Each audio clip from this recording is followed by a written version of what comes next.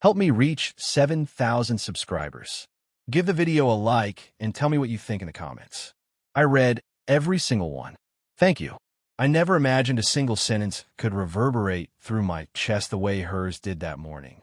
I was at the kitchen counter, bending down to tie my shoes for work, when Maris glanced up from her mug and said, almost offhandedly, "I'm heading out tonight. Girls' trip.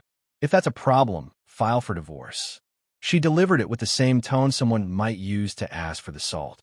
My name is Alden, and through most of our 6 years married, I kept telling myself that Maris's sharpness was just part of her appeal. She was clever, daring, loud in that magnetic way people appreciate at first. Sharp enough to cut you, but so dazzling you'd laugh while you bled. I used to take that as bravery. Eventually, I understood it was simply that she never worried about the fallout of what she said. But that morning, something in me quietly rearranged itself. Not anger, not heartbreak, just a still, cold clarity, like a door I hadn't realized was unlatched finally swinging open. "Did we ever talk about this trip?" I asked. She rolled her eyes, as if my question exhausted her. "Alden, it's just a weekend. I need some space. You're just, I don't know, too sensitive lately." She brushed past me, her nails tapping across the counter.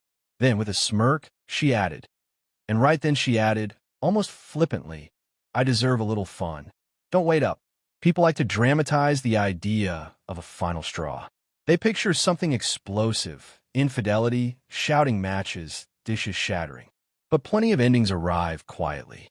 Sometimes the last straw is just a soft comment spoken over a mug of lukewarm coffee. Sometimes it's a single line that shows you, without hesitation, exactly what you mean to someone.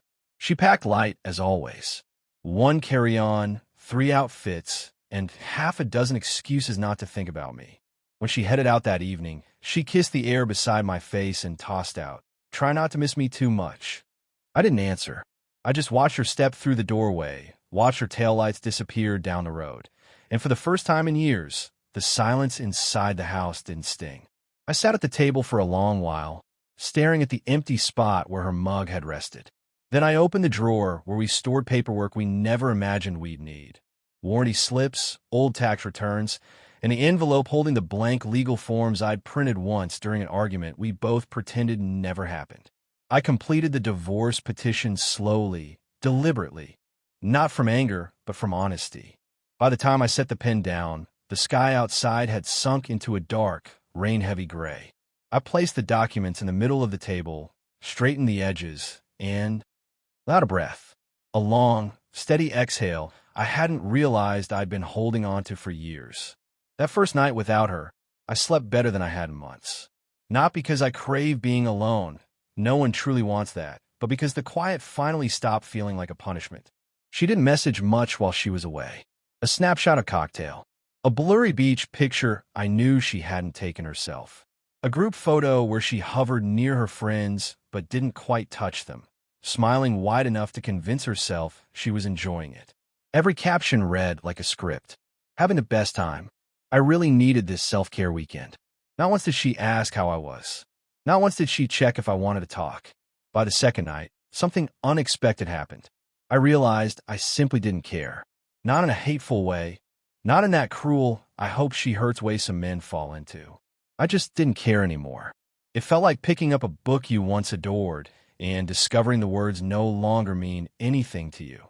When she came back, the morning sun was bright and obnoxiously cheerful.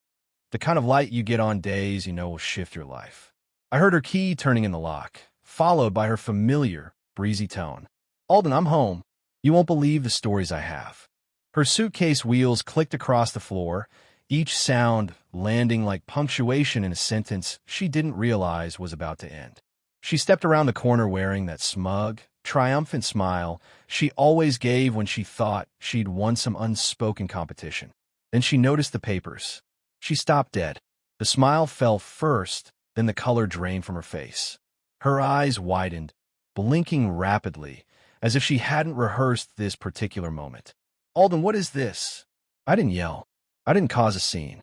I simply gestured toward the table and repeated the exact words she had handed me 4 days earlier. Quiet, precise, and final. Paper on the table. Bags packed. Get out. Her face went stark white. And for the first time since we'd been married, she had nothing, absolutely nothing, to say.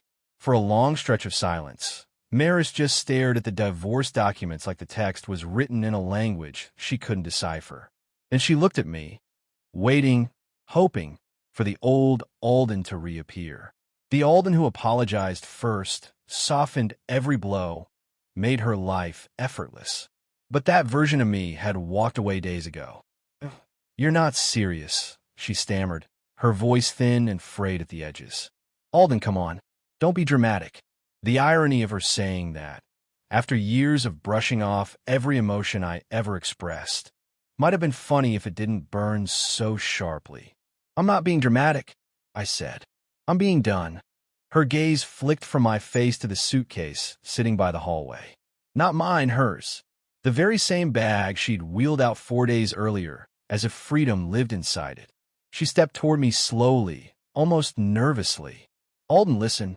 I didn't mean what I said. I was joking. The girls were hyping me up, and You told me to get a divorce if I didn't like it," I said. "So I did." She blinked hard, as if trying to reboot her entire world. As if she were trying to reboot something in her mind. "I didn't think you'd actually... Why didn't you talk to me? Why didn't you say anything before I left?" I took a breath. Not shaky, not angry, just even. Because that was the moment I understood you didn't care whether I stayed or left. "You weren't joking, Maris. You were daring me." She opened her mouth, shut it, then tried again. Okay, fine. Maybe I was irritated. Maybe I pushed too far. But a divorce over one comment. One comment, I repeated quietly. Spoken like someone who stopped considering me weeks ago, months ago, maybe even years ago. She stepped back as if the words had physically hit her. And maybe they had. Truth tend to land that way. Then came the shift I knew by heart. Her shoulders squared, her face hardened. Confusion vanished, replaced instantly by defensiveness. "So that's it? You're punishing me because I went on a trip with my friends?" she snapped. "No," I said. "I'm ending something that ended long before the trip." "You just finally said it out loud." Her voice climbed. "You can't make a decision like this without talking to me. Marriage takes effort, Alden. You don't just walk away when things get inconvenient." "That's funny coming from you," I said with a soft laugh that even surprised me, "because that's exactly what you did," I finished. "You checked out whenever effort was required. Communication? Too much. Respect? Optional. Partnership? Only when it suited you." She swallowed hard, her throat bobbing. I didn't walk away. I looked at her, truly looked, at the woman I tried so desperately to love, through excuses, through cold shoulders, through apathy disguised as independence. "Alden, I'm not following," she muttered. For a brief moment, something like genuine regret flickered across her face. But regret is easy. Change is what costs something. And Maris had always been fluent in remorse, never in responsibility. She lowered herself into a chair, eyes fixed on the papers, her hands trembling. "Alden, please don't do this. I was stupid. I was careless. I know I was. But we can fix it. We always fix it." "No," I said quietly. "We don't. I fix it. You ignore it. And then we pretend we met in the middle." She brushed at her eyes quickly, as if she didn't want me to witness the tears. "I don't want a divorce." "You already asked for one," I said, soft but steady. "I didn't mean it," she whispered. "But I did." Her breath broke, and for the first time in years, I watched her truly panic. Not because she was losing control, but because she finally understood she no longer had any. When she finally signed the papers, her hands shook so badly she had to brace herself against the table. She didn't look at me, didn't speak, didn't protest again.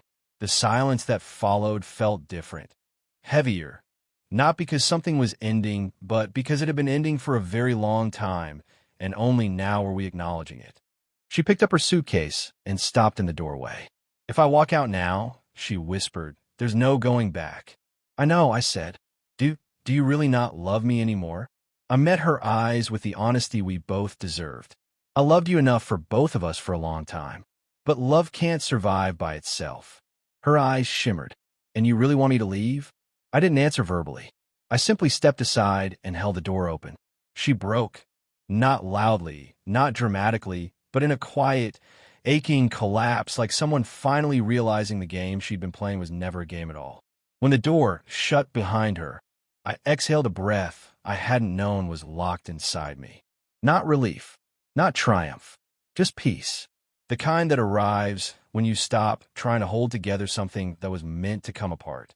And for the first time in years, the silence felt like freedom.